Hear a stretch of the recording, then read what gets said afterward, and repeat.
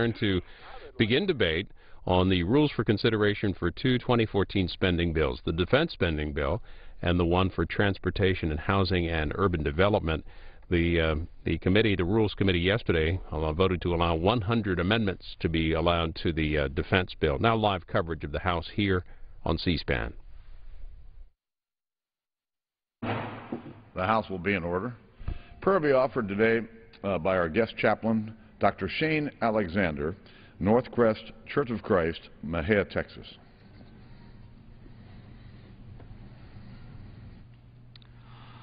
Lord, our Lord, how majestic is your name in all the earth. When we consider your heavens, the work of your fingers, who are we that you are mindful of us? What is this country that it might know your blessings? Yet you have blessed this land and this government for the people and by the people. For these representatives who exercise the people's will, may they be also representatives of your will. May they speak their consciences and convictions and stand up for what they and their constituents believe. But give them courage also to speak truth to power and to seek justice for the victims of violence, oppression, and poverty. Please bless the proceedings of this legislative body today, that through them your will might be exercised here on earth as it is in heaven. May your unfailing love be with us, Lord, now and forevermore. Amen. The Chair has examined the Journal of the last day's proceedings and announces to the House his approval thereof. Pursuant to Clause 1 of Rule 1, the Journal stands approved. The Pledge of Allegiance today will be led by the gentlelady from Nevada, Ms. Titus.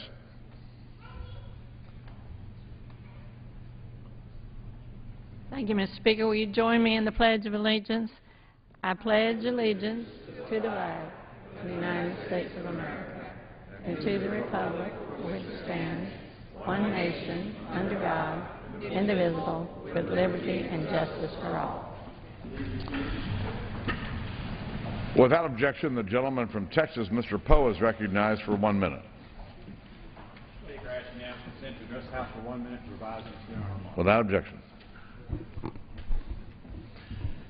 Mr. Speaker, the United States House of Representatives is honored today to have Dr. Shane Alexander of Mexia, Texas, as the guest chaplain. Dr. Alexander is the minister of the Northeast Church of Christ in Mexia, Texas, and has previously preached in other Texas cities. He has been a resident chaplain in Louisville, Kentucky as well. He and his wife, Kara, met at Abilene Christian University, where both received numerous degrees. Shane has a BA, a master's, and a doctor of ministry from Abilene Christian University. They have 3 children, Elizabeth, Peyton, and Levi. They are all here today along with Shane's parents, Karen and Barry, and my wife, Carol. Dr. Alexander is active in Mexia and its community, from coaching the girls' softball team and boys' t-ball to furthering the spiritual growth in Central Texas. Dr. Alexander enhanced his life by marrying Kara, also Dr. Alexander, who is a professor at Baylor University. I say he enhanced his life because his wife, Kara, is one of my 4 children, and Shane is my son-in-law. We welcome them all to the United States House of Representatives today. And that's just the way it is.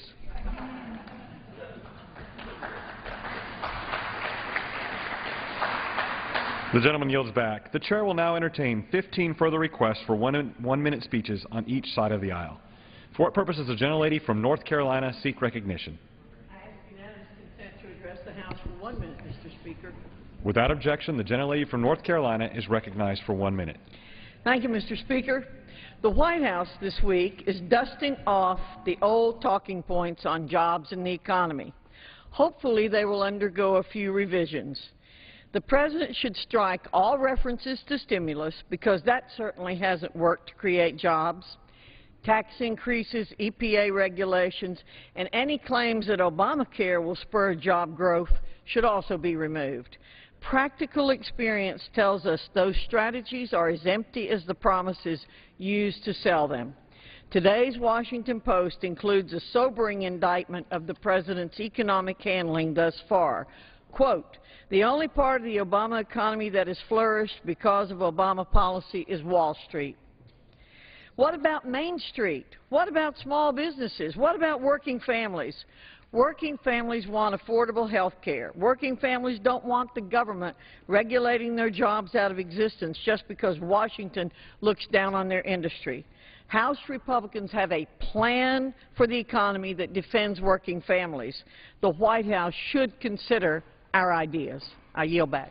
Gentlelady's time's expired. For what purpose does the gentlelady from Nevada seek recognition? Without objection, the gentlelady from Nevada is recognized for 1 minute.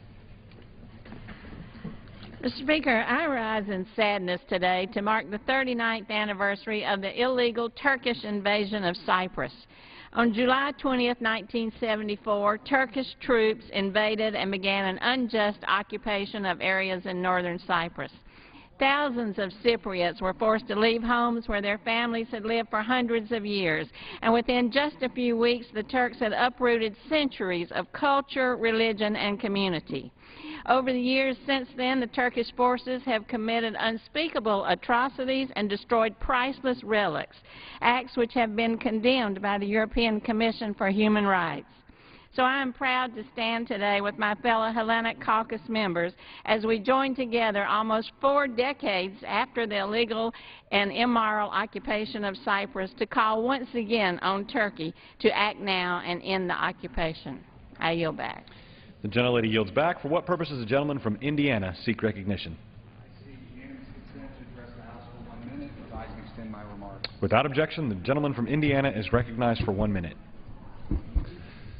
Thank you, Mr. Speaker. Last week's $19 billion bankruptcy by the city of Detroit should serve as a wake-up call for every American. Chicago, with a reported $19 billion unfunded pension liability, and Los Angeles, with an estimated $30 billion in debt, may not be far behind. Each of these communities practice the failed tax and spend policies of President Obama and the left. While many progressive policies sound great in theory, both history and current events show these policies don't work in practice. As Margaret Thatcher said decades ago, the problem with socialism is that you eventually run out of other people's money. We do it better in Indiana.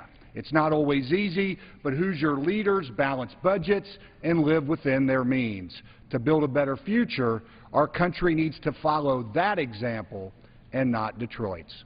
Thank you, Mr. Speaker. I yield back. The gentleman yields back. For what purpose does the gentleman from Pennsylvania seek recognition? Seek permission to address the House with unanimous consent for 1 minute.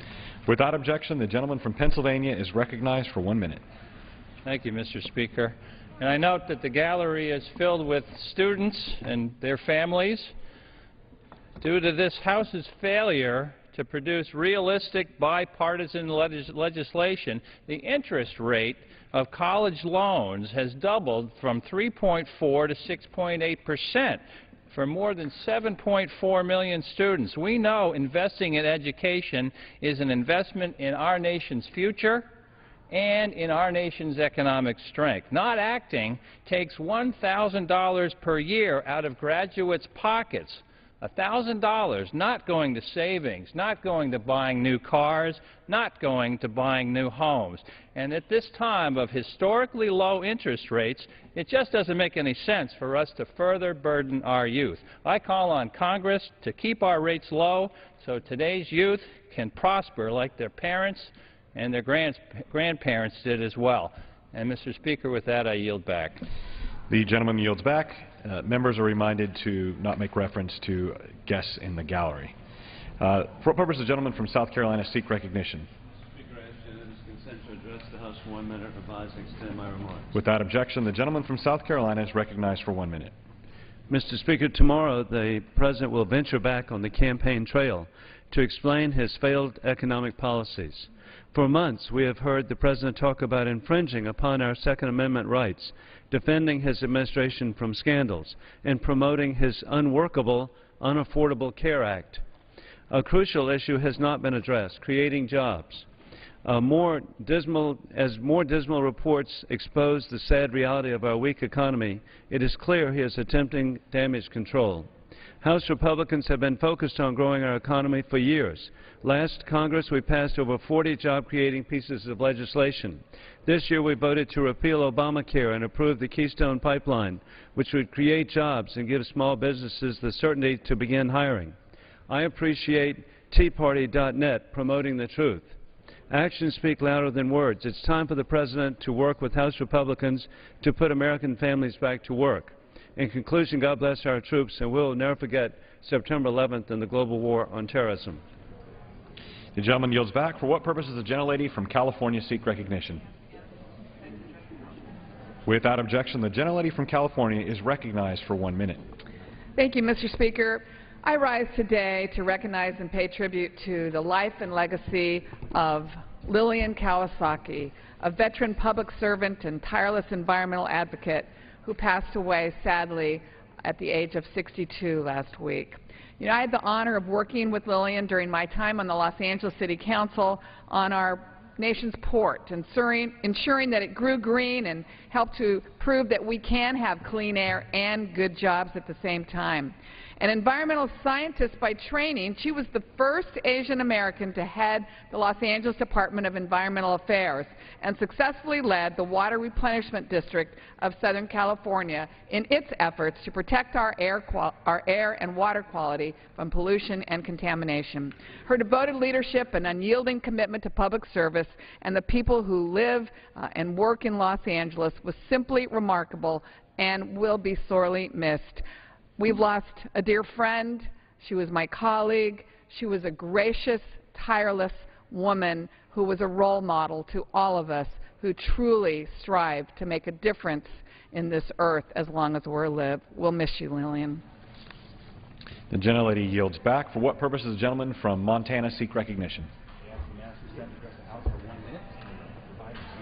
Without objection, the gentleman from Montana is recognized for 1 minute. Montanans tell me every day how the EPA's ever-changing rules are preventing them from hiring new workers or forcing them to foot the bill for unreasonable compliance costs. In fact, one Montanan said, you know, the EPA must stand for the Employment Prevention Agency. The EPA's out-of-control regulatory overreach costs hard-working American taxpayers billions of dollars and thousands of jobs every year, and all too often is put into place with a lack of oversight or public input. The Energy Consumers Relief Act is an important step in making the EPA accountable to the American people. This bill blocks the implementation of rules that harm the economy and ensures that before the EPA finalizes any rule costing more than $1 billion, it informs Congress of the rule's impact on the economy and on energy prices.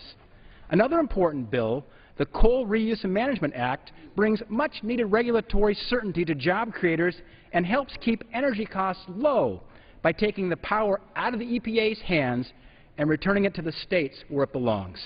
These common-sense proposals will help keep energy costs low for American families, protect thousands of good-paying jobs, and ultimately ensure that the EPA is accountable to the American people. Thank you, and I yield my time.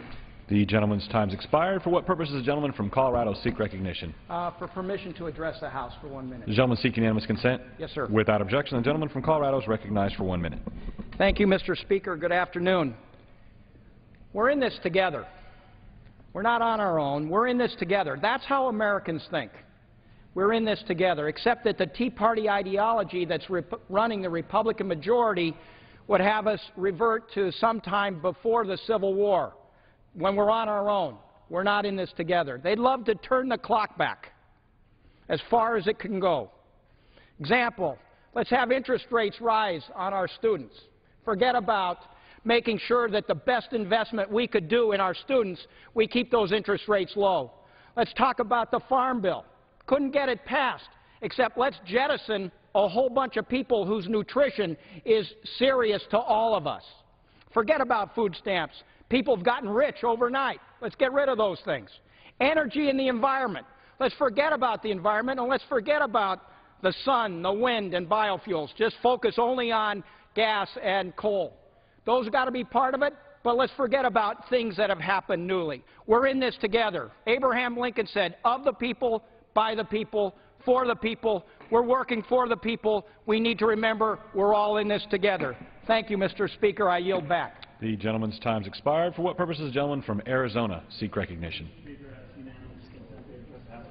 Without objection, the gentleman from Arizona is recognized for 1 minute. Mr. Speaker, I rise today to recognize a brave Arizonan. Robert Davies from Golden Valley, Arizona, truly met the definition of hero by coming to the aid of his elderly neighbor. Mr. Davies and his fellow neighbor, Paul Bissonnette, responded to a neighbor whose home was on fire, saving the 92-year-old woman stuck inside. Mr. Davies risked his own safety by jumping through a broken window into the smoke and pulling the woman into position near the window where she could breathe. Receiving help from an off-duty fireman who arrived on the scene, Mr. Davies was able to lift the woman through the window to safety seconds before the building was taken by flames. Mr. Davies says this was something that anybody else would have done, but he actually did it. While I appreciate his humility, I thank him for his display of bravery and courage in the face of danger. I am pleased to recognize Mr. Robert Davies today before this great body for his act of heroism, and I thank you and yield back. The gentleman yields back. For what purpose does the gentleman from Georgia seek recognition? Address this body for 1 minute and to revise and extend. The gentleman seek unanimous consent? I do. Without objection, the gentleman from Georgia is recognized for 1 minute. Thank you, Mr. Speaker. As a member of the Safe Climate Caucus, I want to urge my colleagues not to bury their heads in the sand. Wake up. Climate change is real, and it's already affecting the Earth in profound ways. The scientific consensus is clear. Human activity is causing our planet to warm to dangerous levels. Scientists agree that higher temperatures are raising sea levels and driving severe weather patterns that threaten our economy and our way of life. Unpredictable and destructive weather patterns are making it harder for farmers to grow crops, while rising sea levels threaten our coastal cities and beaches from sea to shining sea.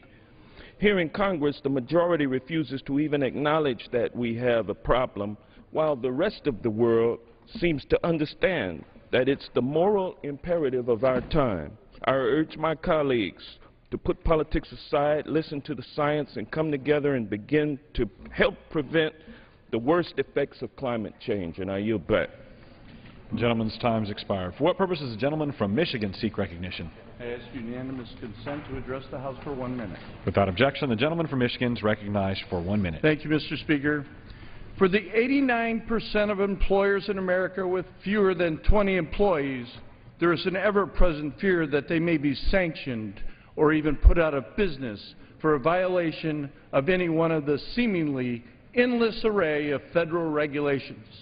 The Protect Small Business Jobs Act offers a simple correction. If found to be in violation of a federal regulation, a business is given a 6-month grace period to correct the problem. If the problem is corrected at the end of the grace period, the sanction is waived. This way, no business is permitted to ignore regulations on an ongoing basis, but small companies are given a chance to become compliant without being hit by devastating fines. I urge my colleagues to support this common-sense approach to regulatory relief and pass the Protect Small Business Jobs Act. Thank you. I yield back my time. The gentleman yields back. For what purpose does the gentlelady from Kansas seek recognition? I ask unanimous consent to address the House for 1 minute and revise and extend my Without objection, the gentlelady from Kansas is recognized for 1 minute. Across the world, people of certain faiths live in fear of government persecution every day. Saeed Ahi, a leader of the Baha'i religion, used to advocate for gender equality and universal education in Iran. In 2008, he was arrested on false charges for propaganda against the Iranian regime and illegally establishing a Baha'i school. When Saeed completes his 20-year sentence, his 16-year-old son will be a 31-year-old man. That same year, Al-Emyan Yemiti, also a husband and father, had his business shut down after Chinese officials accused him of preaching Christianity. He now faces 15 years in a Chinese prison and can only speak to his wife every couple months. State-sponsored religious persecution will not be tolerated by the international community, and today I join the Defending Freedoms Project to call for the release of all prisoners of conscience. I yield back. Gentlewoman yields back. For what purpose does the gentleman from Kansas seek recognition? Seek unanimous consent to address the House for 1 minute and to revise and extend my remarks. Without objection. Mr. Speaker, I rise today to celebrate an American hero, a true public servant in every sense of the word, and a man whom Kansans are proud to share the Sunflower State as home. Senator Bob Dole, a Russell, Kansas native and proud Jayhawk, celebrated his 90th birthday yesterday and has spent his entire life giving to make his country a better place for future generations. After courageously serving his country in World War II, Senator Dole continued to fight for the future of his country by serving in Congress, the Senate, and as a Republican presidential nominee. Like many Americans, I've been inspired by his exceptional leadership, his encouraging and positive personality, his quick wit, and his endless and selfless giving for his fellow man. Mr. Speaker, as we wish Senator Bob Dole happy birthday, we look ahead towards many happy and healthy years with our great friend and to a bright future in America because of the work Senator Dole and the values and ideals he has personified and the qualities he has instilled in so very many of us. With that, Mr. Speaker, I yield back.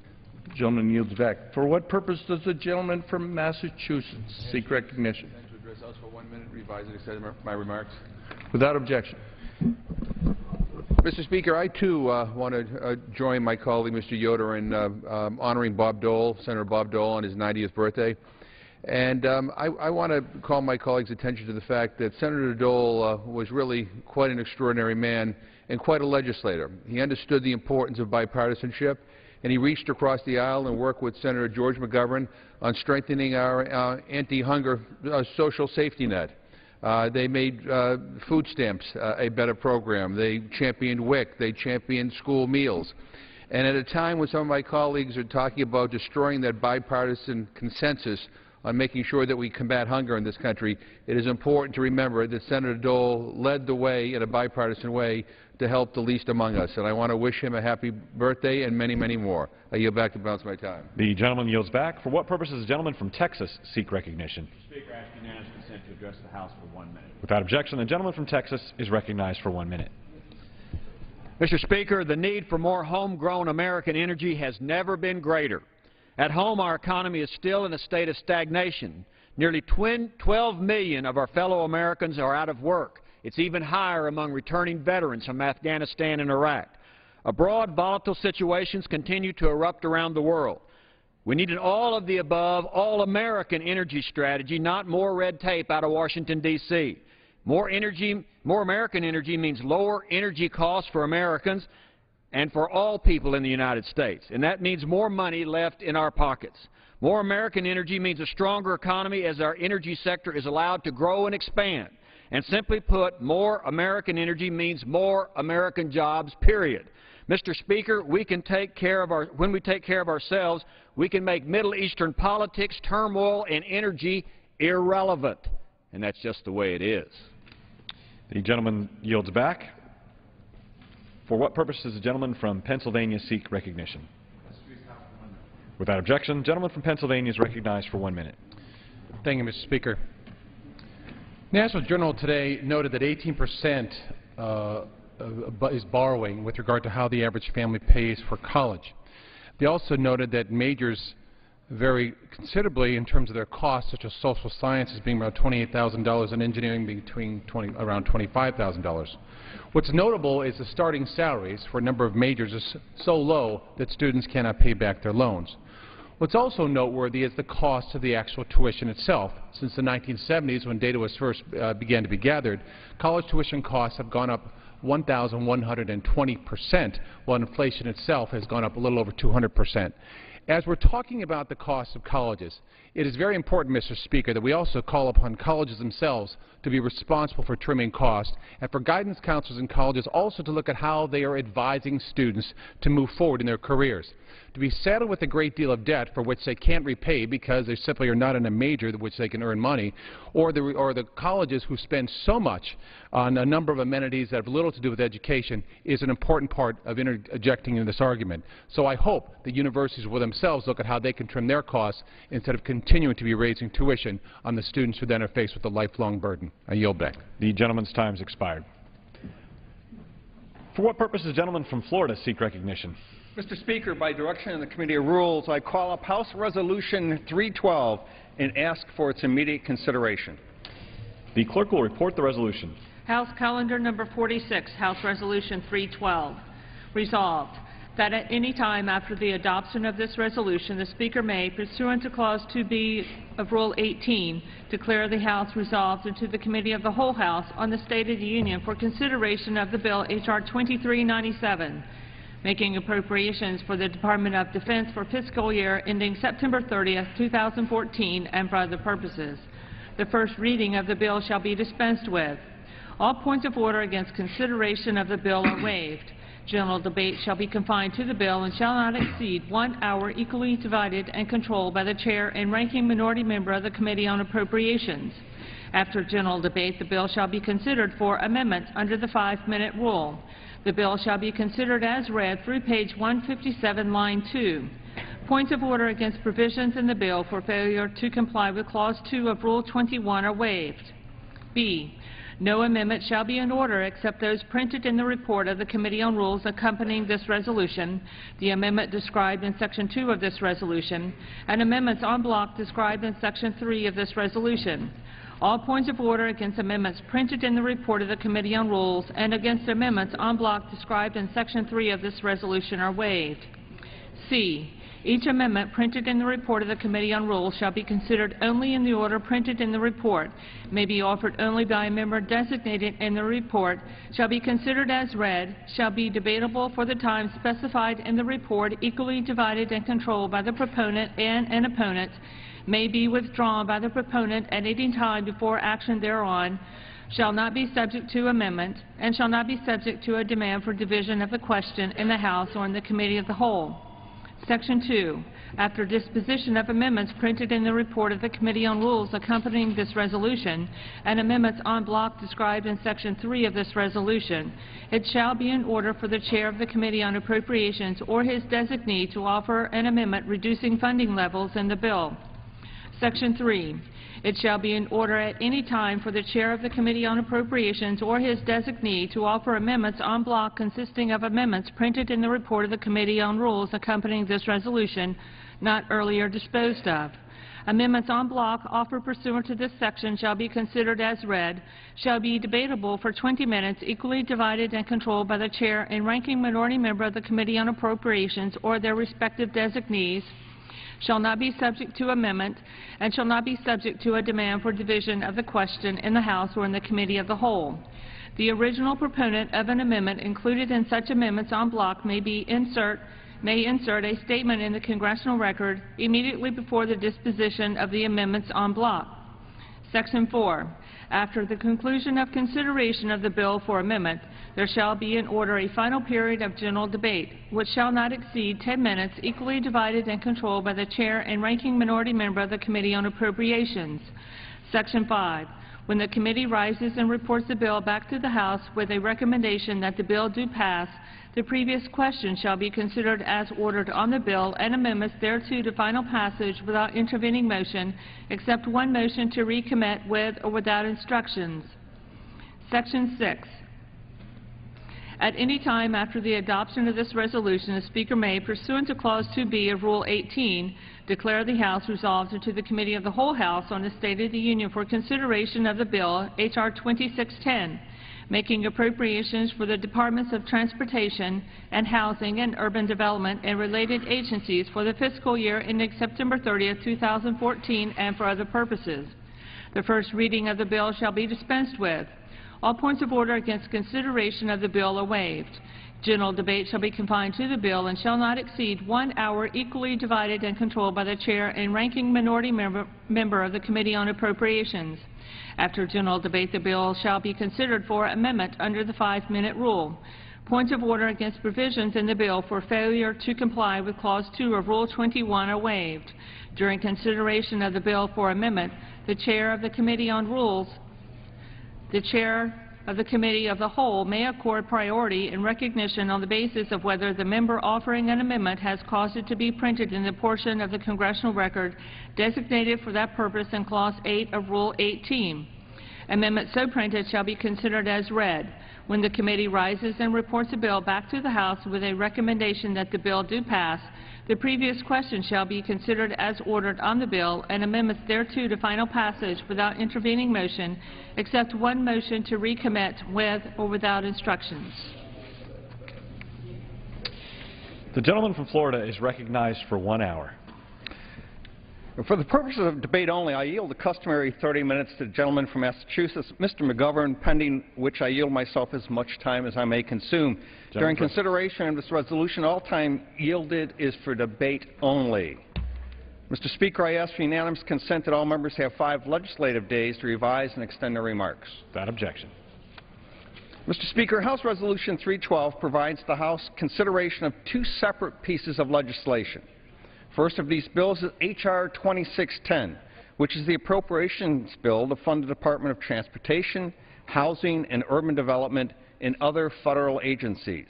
The second bill, H.R. 2397, which is the bill that funds our military and our national security programs for the next year. In perfect honesty, I don't think this is a perfect rule, but I know it's the right rule for what we're doing today. When I came to the Rules Committee as a freshman a little over 2.5 years ago, one of the promises not only to the House but to the American people was that we were going to return to regular order. We're going to make sure the House worked in an open and transparent process. We promised the American people they would see what is happening in the House, read bills before they came to the floor for a vote. We promised that all members would have the opportunity to amend and improve legislation. We also said we're going to have an open amendment process on appropriation bills. The rule provides for a true open rule on transportation, housing, and urban development appropriations bill. However, we're also taking up the defense funding bill under a structured rule. And while it may not be ideal, when I look at the alternatives, I know that the structured rule is the best way forward. As members of the House of Representatives, we have a duty to fulfill our core mission of the federal government. I can't think of a single function of government more inherently federal in nature than providing for the common defense of this great nation. At a time when our troops are stretched too thin, the Department of Defense has been cut repeatedly in the last few years, and the Pentagon is now facing sequestration head-on. We cannot let the new fiscal year begin without passing a defense appropriations bill. There isn't anybody in this House who's more concerned about our nation's involvement in Egypt or Syria or more upset about the allegations of NSA spying on American citizens than I am. However, we cannot let these issues prevent us from beginning to debate on a bill that ensures the military has its funds that it needs to get the job done. So the choice is between a structured rule and never getting the defense appropriation bill passed, or a structured rule versus passing a defense appropriation bill that actually makes our nation less safe than we are today. Then I will vote for a structured rule every time. It doesn't mean I think it's a perfect process, but the alternative is unconscionable. The Department of Defense already is bearing the burden of half of the sequestration cuts, which in conjunction with cuts they already sustain will completely hollow out our military. We need this defense appropriations bill if we're going to restore flexibility to our military. And that's an issue that must come to the floor, even if it's under a structured process. So I come here today with a compromise. Far and away, the vast majority of amendments offered to the Rules Committee on H.R. 2397 will be allowed on the House floor. Our philosophy when considering amendments really is as simple as this. If it would have been allowed under an open rule, it will be allowed under this rule. There are only 3 exceptions to that general rule of thumb. Those exceptions were amendments dealing with Egypt, Syria, and the NSA. And even then, these issues are in no way being swept under the rug. I wouldn't stand for that. I wouldn't allow it. The rule provides for extended debate time on amendments dealing with both Egypt and Syria. Additionally, the rule provides debate on 2 amendments getting at the issue of NSA, including one amendment that I personally offered. My amendment would strike a balance between making sure our government has all the necessary tools to keep our citizens safe while protecting American civil liberties. Both the NSA amendments will get extended debate time. Total the structural rule allows for debate on 100 amendments. 100. In comparison to the Defense Appropriations Act of fiscal year 2010, also came up under a structured rule. Back then, however, only 16 amendments made it to the House floor. As I said, it's not a perfect world, and I wish we didn't need to deal with choosing between unlimited debate on these issues and making sure that our troops have the tools they need to protect themselves and our nation. But that's the nature of the world we live in today. And when it comes down to it, the Defense Appropriations Bill isn't the right place to having some of these debates. I'm downright furious over what NSA has been doing, and the more I learn about the programs, the more outraged I get as it relates to trampling on our rights as citizens of this great nation. But to try to change these programs on a DoD appropriations bill, where we can't legislate, isn't the right way about going about fixing something that's broken. And I'll be the first one to say that we need to have a long and serious discussion and debate about the current law as it stands. And frankly, it seems to me that we need to fix that law, clearly. That's why I'm a co-sponsor of a standalone legislation to do just that. In fact, is that it's impossible to make real substantive changes by amending this bill. Appropriation amendments are blunt tools. If there ever was an issue that needs thoughtfulness and finesse, it's when we're looking at programs that are used to keep our nation and its citizens safe. So today I offer you an open rule, the rule for the Transportation Appropriations Bill, and one that is as close to open as we can get while still ensuring the House votes on and hopefully passes a bill this week that keeps our troops funded, our Pentagon open, and our citizens safe from harm. It's not perfect, but it's as good as we can get in an imperfect world. And I'm proud to bring it today to the floor of this House. I encourage my colleagues to vote yes on the rule, and I reserve the balance of my time. The gentleman from Florida reserves. The gentleman from Massachusetts is recognized. Thank you, Mr. Speaker. I want to thank the gentleman from Florida, my friend Mr. Nugent, for yielding me the customary 30 minutes, and I ask unanimous consent to revise and extend my remarks, and I yield myself such time as I may consume. Without objection, the gentleman is recognized. Mr. Speaker, we're here today to consider one rule for two appropriations bills, the Department of Defense Appropriations Bill and the Transportation, Housing, and Urban Development Appropriations Bill. And while the T-HUD bill will be considered under an open rule, that is, if it's ever considered in this House at all, the Defense Appropriations Bill is another story. That's because the FY 2014 Defense Appropriation Bill is not an open rule. This bill is structured. Many good amendments were denied. The Rules Committee cherry-picked amendments that could be considered and prevented many germane amendments from being considered today. In fact, Mr. Speaker, last month Speaker Boehner touted Republican use of open rules for appropriations bills. But now, just 1 month later, this Tea Party-run House is limiting debate on the defense bill just to avoid taking some tough votes. My colleague said that they made exceptions and limited amendments with regard to Egypt, Syria, and the NSA. Those were the only 3 areas, he said, that they purposely made exceptions. Well, those are the 3 most important areas before us. Those are the things that our constituents want to make sure that we are debating and deliberating on. Let me note just one area where another area where the structured rule inhibits having a robust debate on a critical issue, namely the debate on the need for greater transparency and oversight of NSA collection of telephone and email records from people who are not under any suspicion or investigation whatsoever.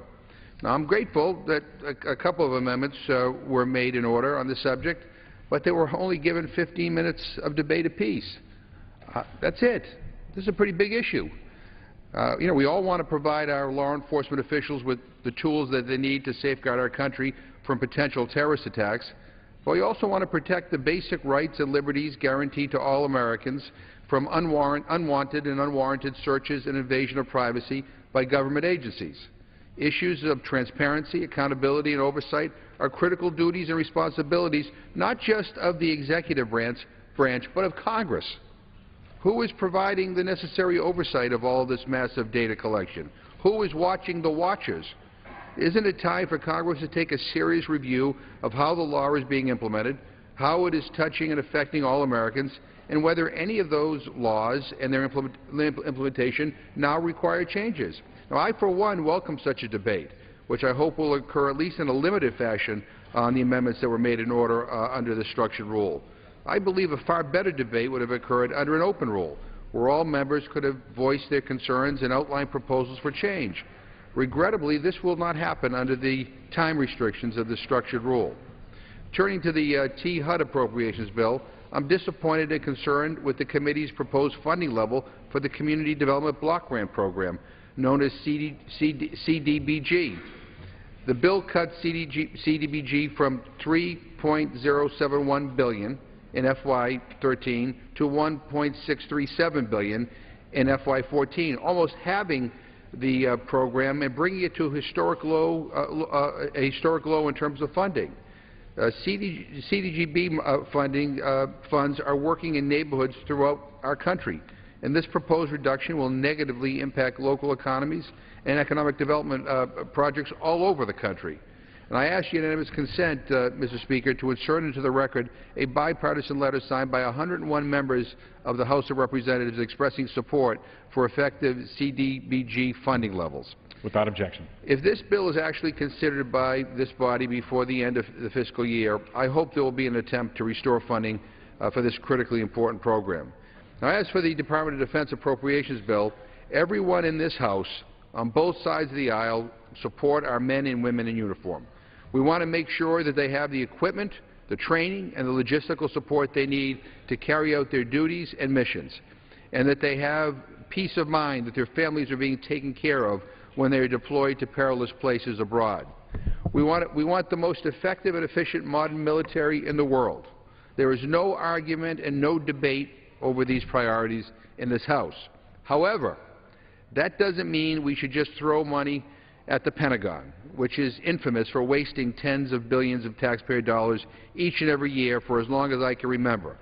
In these tough budget times, we need to be smart with our money, and that includes with our defense dollars. I strongly believe that we could make better choices if the Republican majority would recognize that we need to negotiate a balanced approach to our national budget in order to get rid of the harsh and indiscriminate cuts caused by sequestration. And I appeal to them to appoint conferees so that we can begin negotiations with the Senate on the budget. You know, I thought that was a priority for the House Republican leadership, but clearly I was wrong, as they have let budget negotiations languish for months. Now, in the absence of a balanced approach to the budget, which would have provided greater clarity to our defense priorities, I have several concerns about the fiscal year 2014 defense appropriations bill. First, the bill neither reflects the current levels of defense spending that are the result of the current sequestration, nor do they reflect the next round of potential sequestration cuts that will go into effect for FY 2014. This would be easier to understand if the Republican majority showed any inclination to go to conference with the Senate on the budget resolution or return to serious negotiations with the White House on an overarching budget agreement. But the Republican leadership has stated clearly, time and again, that it will not negotiate a balanced and comprehensive solution to resolve our overall budget spending, revenues, and deficit issues. While critical domestic priorities are facing deep cuts in other appropriations bills, and the Appropriations Committee is demanding sequestration cuts be included in these bills, the defense bill sails on through relatively untouched. In reality, it's those painful and draconian cuts in the other appropriations bills that allow this defense bill to emerge relatively unscathed. So let me share with my House colleagues a few words from the Statement of Administration Policy on the Defense Appropriations Bill. Let me quote, "Enacting H.R. 2397, while adhering to the overall spending limits in the House budget's top-line discretionary level for fiscal year 2014, would hurt our economy and require draconian cuts to middle-class priorities. These cuts could result in hundreds of thousands of low-income children losing access to Head Start programs, tens of thousands of children with disabilities losing federal funding for their special education needs for their teachers and their aides, thousands of federal agents who cannot enforce drug laws, combat violent crime, or apprehend fugitives, and thousands of scientists without medical grants, which would slow research that could lead to new treatments and cures for diseases like cancer and Alzheimer's, and hurt America's economic competitiveness." The statement goes on to say, and I quote, "Unless this bill passes, the Congress, in the context of an overall budget framework that supports our recovery and enables sufficient investments in education, infrastructure, innovation, and national security for our economy to compete in the future, the President's senior advisors would recommend that he veto H.R. 2397 and any other legislation that implements the House Republicans' budget framework," end quote.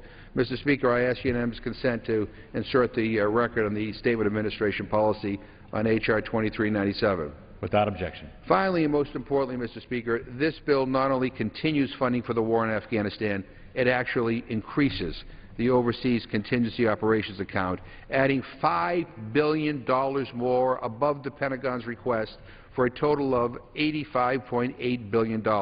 Now, let me see if I understand this correctly, Mr. Speaker. During the time period when the United States is significantly reducing the size of our forces in Afghanistan, and when we are withdrawing from the war, this bill actually adds $5.1 billion to the OCO account, above and beyond what the Pentagon asked for. That's simply crazy, Mr. Speaker. Maybe those extra billions will pay the $70+ million exit tax that Afghanistan is demanding of the United States to pull out our military equipment. That's not fuzzy math, Mr. Speaker. The word for that is extortion. And my colleague from Vermont, Mr. Welsh, had an amendment that simply said that the American taxpayers aren't going to pay this extortion tax that Mr. Karzai is demanding. And his amendment wasn't even made in order. It was germane, but it wasn't even made in order. And while I appreciate the language in the bill that none of these funds can be used for President Karzai's personal benefit, since we found out earlier this year that he was lining his pockets from a U.S. taxpayer dollar slush fund, it certainly won't stop Karzai's government from squeezing every last dollar it can from the United States to carry out the military drawdown over the next 15 months. Mr. Speaker, I am sick and I am tired of asking our brave servicemen and women to fight and die for this corrupt government. And while I hope to be surprised, I really have little faith that next year's parliamentary and presidential elections in Afghanistan will be free and fair, let alone usher in a new order committed to eliminating corruption and cronyism. I'm sick and tired of U.S. tax dollars being wasted in Afghanistan on military headquarters that will never be used, only to see them built and torn down. And I'm sick and tired of building roads to nowhere or having our convoys pay a tax to transport troops and much-needed supplies to provinces outside of Kabul.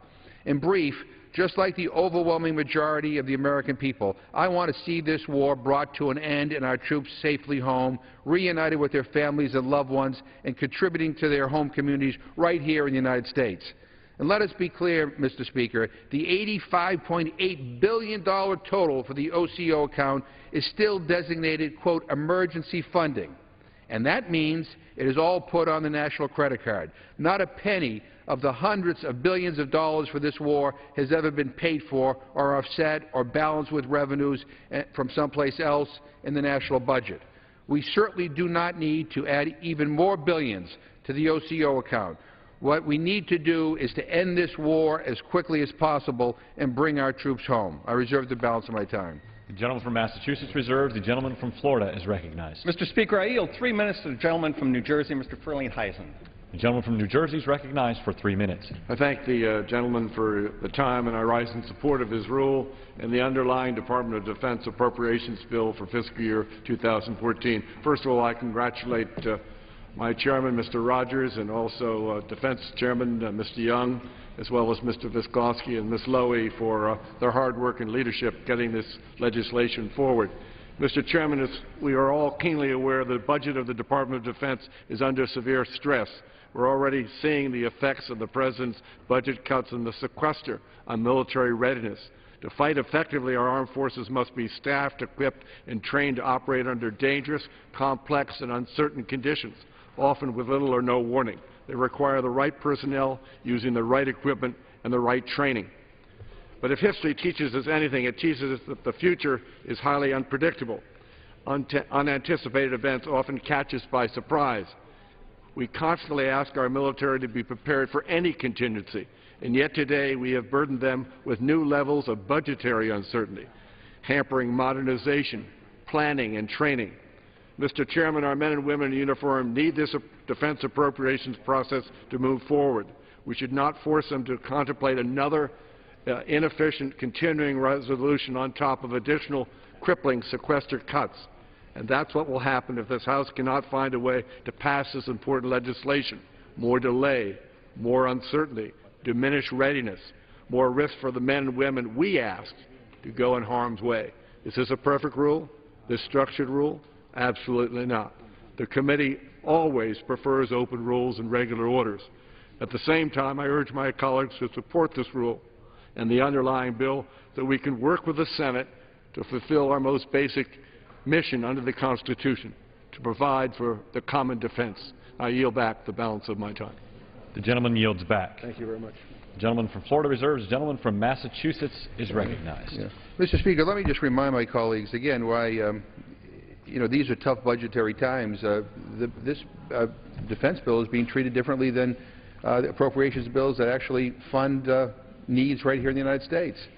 And I'd remind my colleagues that national defense also includes, what happens here in the United States, whether people have housing, whether people have food, whether or not people have good health care, whether or not we have good roads and good bridges, whether or not we have jobs. And, I mean, all these domestic needs are being ignored, and in fact they're being obliterated by the Republican numbers in the appropriations process.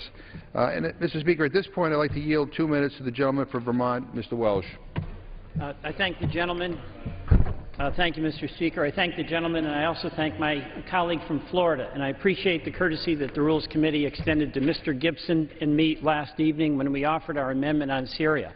And my moment here is to discuss this fundamental question about whether America is going to be taking a military action in Syria without any congressional debate. We have a responsibility under the Constitution. Article 1, Section 8, Clause 11 gives Congress the power to declare war and raise and support the armed forces. My colleague from Florida rightly said that we have an obligation to support the military men and women. They will do anything that we ask of them to do. But this is the moment when we face our responsibility or shirk it to give them a policy worthy of their willingness to sacrifice. And the idea that we would take military action in arming the Syrian rebels is military action. It's intended very specifically to take down the government of Syria. And I want Assad to go, and we all do. But I don't want this Congress to back into a policy, stumble ahead, where we find ourselves engaged in military conflict where we haven't even met our basic responsibility to have a debate about it. We have to decide, are we going to be men and women of Congress? Are we going to do our jobs? Are we going to be congressmen and women, or are we going to be cowards? And it is the coward's path to avoid taking responsibility for a momentous decision that we know at this moment is upon us. Vote yes or vote no, but to have no debate, to actually once again stumble into a military action, have we learned nothing from Iraq and Afghanistan? Iraq right now is supporting Assad. It's supporting Iran. Afghanistan is now, after 11 years, ripping us off 30 more seconds. Ripping us off as we try to bring our material home. Does anybody on either side of the aisle support this? But why don't we have a debate? You know, I admire Speaker Boehner for saying he wants to have this House work its will. But I say to Speaker Boehner, give us a vote. Let us debate. Let us meet our responsibility. There will be men and women that will go into harm's way, stumbled ahead because we did not stand up and take responsibility. We are accountable to the people who elect us. I yield back. The gentleman yields back. The gentleman from Massachusetts reserves. The gentleman from Florida is recognized. Mr. Speaker, I yield 3 minutes to the gentleman from Utah. I'm sorry, 4 minutes to the gentleman from Utah, Mr. Bishop. The gentleman from Florida is recognized for 4 minutes. I'm sorry, Utah. Please recognize for 4 minutes. I appreciate the gentleman from Florida. Thank you, Mr. Speaker. You know, I have the privilege of serving on both the Armed Service Committee as well as the House Depot Caucus. Our U.S. military has its own defense, repair, and sustainment capabilities precisely because the government needs to guarantee that soldiers in the field will be sustained and supported in times of war.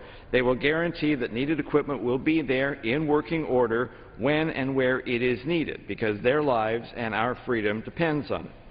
That's why I object to the current furlough policy of some of our DoD civilian workers. I have great sympathy for the Department of Defense. Unlike every other budget of the federal government, they did not receive an increase of appropriations before sequestration. In fact, the military is the only area where during this administration they received 2 cuts in their funding before sequestration hit, which was the 3rd cut. Our defense has been hit disproportionately because of sequestration. The Department of Defense's approach is to have everyone sharing in the burden or the pain of it. That is actually a political decision, and I don't use that in a pejorative sense. But Congress has understood the work of our sustainment sector for decades, passing Title I, Sections 129 and 2472, which deal with working capital funds. And we have 5 such working capital funds. These are revolving funds that are self-sustaining, which means, by law, if you have a workload and you have the funds, then these employees should not be thrown under the bus with a furlough. It is silly to think that the workload would be there, the funds are actually there, but the workload will be sitting in depots, and the technicians and mechanics working on those will be forced to take off days without pay. It will increase our delay, it will increase our cost. The furlough working fund that funds employees does not save the government any kind of money, but it hurts delays. Gentleman from Oklahoma will have an amendment which I hope the House takes seriously, which will look at these working capital funds and realize the unique situation they have within our system, and will hopefully solve this problem going forward in the future. It has been said that we have a foreign policy for which we will fund. Actually, the book I read said the foreign policy for which we will pay for. I just didn't want to end in a preposition. Our foreign policy is funded here in the Defense Department appropriations. This is what gives us the flexibility diplomatically to do things not now, but 5 years from now and 10 years from now and 15 years from now. We are truly looking at our future with this particular fund, and it must be taken seriously. We are living, since the Cold War ended, in a much less secure world than we were while we were in the Cold War. Not just because what is being done by our traditional adversaries in Russia and China, but in the RIM country, third world countries, which have used new technology to create what is called technological claustrophobia, as their efforts are now compressed together, and we are having to respond to that. There are many issues in this particular bill which help us move forward, not only in defense of our military, but in our foreign policy opportunities. There are a few amendments out there that actually do harm to that, and I hope we look at it very carefully. It is a well-crafted rule with a whole lot of amendments, perhaps far too many amendments made in order, and it will provide for a logical debate. I hope when we come out of it we realize the significance of this, not just funding our military, but also funding our diplomatic future. And I yield back. Gentleman from Utah yields back. The gentleman from Massachusetts is recognized. Mr. Speaker, I want to yield myself such time as I may consume. Gentleman's recognized. You know, I want to build on something that Mr. Welsh of Vermont said here on the House floor about the lack of debate on Syria. You know, as somebody who was here when the Afghanistan war began and when the Iraq war began, I believe that both of those wars were unnecessary. We ended up getting Osama bin Laden not in Afghanistan with 100,000 troops, but with a small, well-trained group of Navy SEALs in Pakistan. And this notion that somehow our strength can only be measured by, you know, the number of troops we have overseas or the number of weapons that we send overseas, I think is just crazy. I think the amount that we have spent on these wars that have been added to our debt have weakened our security. I think that the fact that we lost so many incredibly brave men and women to these conflicts is a tragedy. And what the gentleman from Vermont raised was the issue that I think is on a lot of our constituents' minds, and that is what's going to happen in Syria. And the real problem with this rule, Mr. Speaker, can be seen in the debates surrounding Syria. There's a real split when it comes to Syria. There are some who don't believe we should get involved at all, and there are others like Senator McCain leading the Republicans over in the Senate saying we ought to do more, we ought to get more involved in Syria. Yet this rule denies any real substantive debate on one of the most important issues facing our military. The Republicans, despite making 100 amendments in order, ducked this issue entirely. The rule makes in order one amendment on Syria, and that amendment simply reiterates current law. I mean, despite the sheer number of amendments made in order, the Republican leadership ducked a real important debate when it comes to Syria. And I hope that, you know, a few years down the road we don't look back on the fact that we avoided a debate on Syria and express regret, that somehow we get sucked into this war without a real debate. I mean, that's what we're here for. So when people say, you know, oh, these are tough issues, well, I'm sorry, we can't duck every tough issue.